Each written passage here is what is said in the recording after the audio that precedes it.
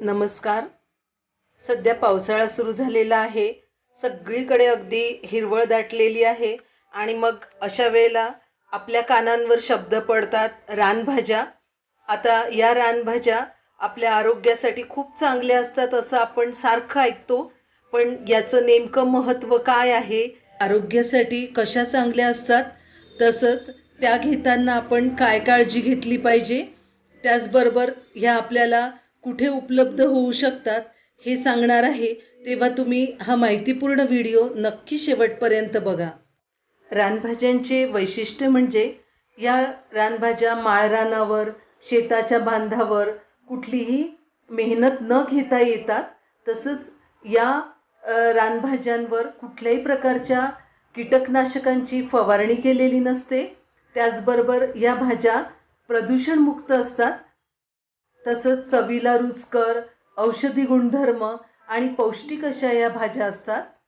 आता सध्याच्या काळामध्ये इंटरनेटमुळे या भाज्या जास्तीत जास्त लोकांना माहिती होत आहे.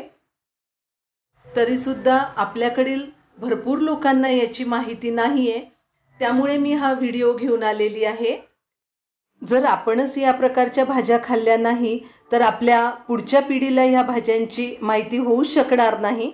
मुलांना पिझ्झा, बर्गर किंवा केक या प्रकारच्या सगळ्यांची माहिती आहे, पण या प्रकारच्या पौष्टिक रानभाज्यांची मुळीच माहिती नाही. तेव्हा तुम्ही सुद्धा नक्की या रानभाज्या पावसाळ्यात खात जा आणि याच्यापासून आपल्या शरीराला काय काय फायदे आहेत हे मुलांना सुद्धा तुम्ही सांगा. या रानभाज्या आपल्याला फक्त पावसाळ्यात खायच्या असतात, पण त्याचे आरोग्यदायी परिणाम मात्र वर्षभर राहतात. या भाज्यांमध्ये भरपूर प्रमाणात लोह, तंतुमय पदार्थ, त्याचबरोबर खनिज असतात. तसंच या भाज्यांमुळे आपली पचनसंस्था चांगली होते. त्याचबरोबर रोगप्रतिकार शक्तीसुद्धा वाढते. स्त्रियांसाठी तर ह्या भाज्या खूपच चांगल्या आहेत. ज्यांना संधिवाताचा त्रास आहे किंवा जॉईंट्स दुखतात, कंबरदुखी, यावर ह्या एक उत्तम उपाय आहे. आता अलीकडील वर्षांमध्ये आपल्या इथे रानभाज्यांचे महोत्सव साजरे केले जात आहे. त्यामध्ये वेगवेगळ्या रानभाज्या या विकायला ठेवलेल्या असतात. त्याचबरोबर त्याच्या रेसिपी कशा करतात हे सुद्धा सांगितलेलं असतं. त्यामुळे तुमच्या शहरात जर असा रानभाज्यांचा महोत्सव आला तर तुम्ही नक्की आवर्जून जा.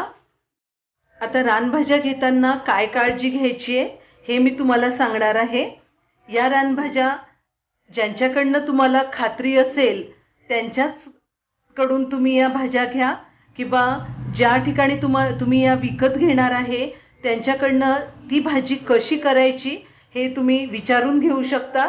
किंवा यूट्यूबवर पण खूप वेगवेगळ्या भाज्यांच्या रेसिपीज आहेत, त्यासुद्धा तुम्ही पाहू शकता. जर रानभाजी म्हणून तुम्ही एखादी वेगळी भाजी जर घेतली तर त्यापासून तुम्हाला धोका होऊ शकतो, विषबाधा होऊ शकते.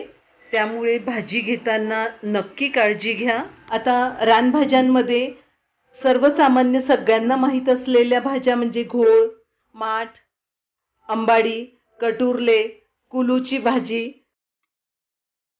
कुरडूर, टाकळ्याची भाजी, दिंडा, भारंग, फांजीची भाजी अशा वेगवेगळ्या भाज्या आहेत.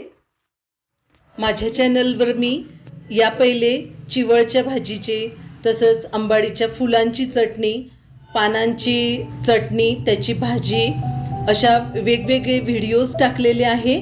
त्याची मी लिंक तुम्हाला डिस्क्रिप्शन बॉक्समध्ये देणार आहे. त्याचबरोबर हा व्हिडिओ खूप मोठा झाला असता म्हणून मी एक दुसरा व्हिडिओ बनवून त्याच्यामध्ये फांजीच्या भाजी कशी करायची हे तुम्हाला दाखवणार आहे. तेव्हा तुम्ही तो व्हिडिओ नक्की पहा. आणि जर तुम्हाला माझा हा व्हिडिओ माहितीपूर्ण वाटला तर नक्कीच ही माहिती सगळ्यांपर्यंत पोहोचवण्यासाठी हा व्हिडिओ सगळ्यांमध्ये शेअर करा आणि जर आवडल्यास लाईक करा. आणि जर तुम्ही माझ्या चॅनलला अजून सबस्क्राईब केलं नसेल तर प्लीज माझ्या चॅनलला सबस्क्राईब करा.